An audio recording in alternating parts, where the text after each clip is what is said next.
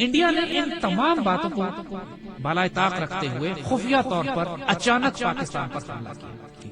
تو اسی طرح جب پاکستان کے اوپر حملہ ہوتا ہے، لاہور میں ہماری ایک کمپنی تھی، 150 بندہ ہوتا اور دشمن نے حملہ کیا تھا، پورے بریگیڈ کے ساتھ وہ سیکٹرز پہ حملے کر رہے تھے، اور 150 بندوں نے ان کے 3500 کی اٹیکنگ فورس کو روک کے رکھا رہا 12 گھنٹے تک، تاکہ ہماری پچھلی فوجوں کو موقع مل گیا کہ ڈیفنسز مضبوط کر لیں. یہ سیالکوٹ پورا سیکٹر، سیالکوٹ میں دشمن کے ٹینک آگے آئے ہیں. یقین کیجیے سیالکوٹ کا شہر خالی پڑا ہوا تھا اور دشمن کو یقین نہیں آ رہا تھا کہ شہر خالی کیسے ہو سکتا ہے. ان کا پورا آرمڈ ڈویژن 400-500 ٹینکوں کے ساتھ وہ رک گئے اس خوف سے کہ شاید آگے ان کے لیے پھندا لگا ہوا. اللہ تعالیٰ کی تائید اس طریقے سے اور پاکستانی ٹینکوں کو موقع مل گیا کہ ہم نے اپنی پوزیشن بنا لی اور پھر دشمن کے اس آرمڈ ڈویژن کی اس طرح پرخچے اڑائے گئے جیسے وہ کھایا ہوا بھوج تھا. تو 65 کی لڑائی کا معاملہ یہی ہے کہ ایک ایسے موقع پر کہ جب دشمن یہ کہتا تھا کہ ہم 11 بجے تک 6 ستمبر کی صبح 11 بجے تک لاہور جمخانہ میں پہنچ جائیں گے، اس وقت حال یہ تھا کہ اللہ کے فضل سے 17 دن تک اس کے دانت توڑ دیے گئے. دشمن کے شہروں پہ ہم نے قبضہ، جنگ جاری رہی.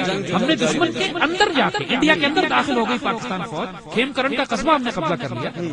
ٹوٹل ایئر سپیریورٹی ہمیں حاصل ہوئی. ایم ایم عالم صاحب نے 30 سیکنڈ میں 5 دشمن کے جہاز مار کے گرائے. دنیا میں آج تک کوئی ریکارڈ نہیں توڑ سکا. اور جس طرح پاکستان کی پوری قیادت یعنی آرم فورسز کی لیڈرشپ سے لے کر ایک عام سپاہی تک جس طرح قربانیاں دی، میجر راجہ عظیم بھٹی شہید ماشاءاللہ اس جنگ کے شہداء میں سے ہیں.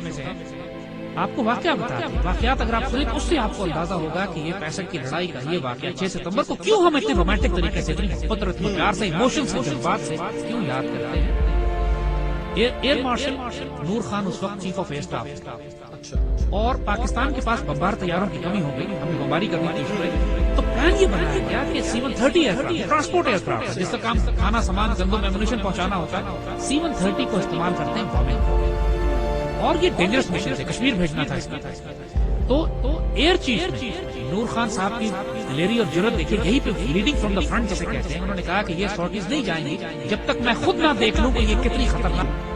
اور اسی طرح نور خان صاحب اس پہلی فلائٹ میں جو سب سے خطرناک فلائٹ تھی C-130 میں بم رکھ کے لے کے گئے اور خود ایئر چیف نے فلائی کی. آج تک دنیا کی تاریخ میں نہیں ہوا کہ ایئر چیف بامبنگ مشن لے کے جائے. اور یہ باتیں ہماری تاریخ میں آج بچوں کو نہیں پڑھائی جاتی. ایم ایم عالم صاحب ماشاءاللہ جس طریقے سے انہوں نے ٹوٹل ایئر سپیریورٹی کریٹ کی پاک فضائیہ کے افسر نے ماشاءاللہ پٹھانکوٹ، ہلواڑا اور آدمپور دشمن کے جتنے بھی فرنٹ لائن ایئر بیسز تھے، آپ ان شہداء کے نام آج اسکواڈرن لیڈر رفیقی ماشاءاللہ شہید ہوتے ہیں جن کی باڈی تک پاکستان نہیں آ سکی، ان کی باڈی بھی واپس نہیں کی ہم کو.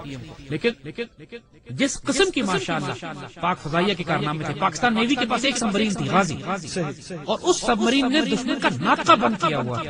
پاکستان نیوی نے سومناتھ پر 18واں حملہ کیا.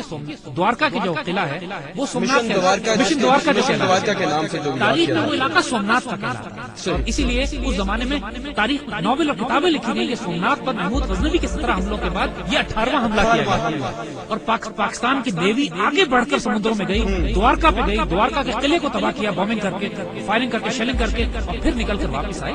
اور یہ سب یاد رکھیے گا کہ یہ سب کچھ اپنے 5 گنا زیادہ بڑے دشمن کے خلاف کیا گیا.